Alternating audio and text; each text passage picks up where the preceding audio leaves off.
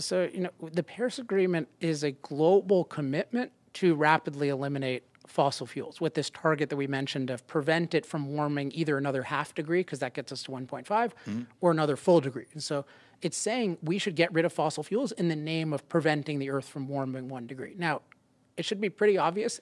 There is no way to predict with that degree of precision, what degree of emissions is going to lead to what degree of warming. Emissions do cause warming, but it's not understood that precisely.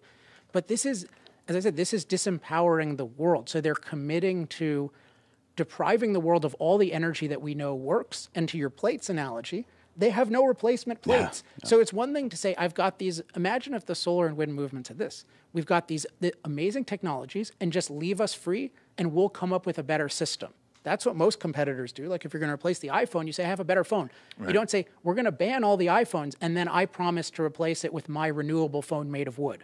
Like nobody would accept that. Right. But we say, oh yeah, let's replace all the fossil fuels with forms of energy that have not been proven whatsoever to power a civilization. And that's, as I said before, what Europe has done is just a tiny, tiny fraction of what the Paris Accords calls for. Europe is in violation. We're actually ahead of them, mostly because we use a lot of natural gas. But long term, we're not going to head toward them at all.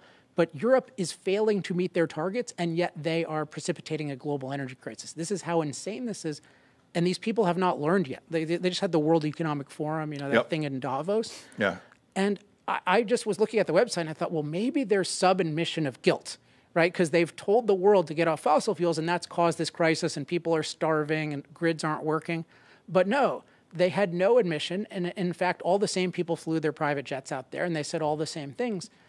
And so I think it's really important for these people to be implicated in causing the current crisis, and for those of us who have been predicting this and calling for the opposite to be vindicated. And so I'm not at all shy about saying, there's footage of me telling the Senate 6 years ago, you're causing an energy crisis. And Barbara Boxer's like, I'm not listening to you, you're a philosopher. Right. I'm like, you need to listen to me because I'm going to help you think more clearly. And she said, I don't need your help, but she did need my help. Yeah, she needs a lot of help, though, let's face it.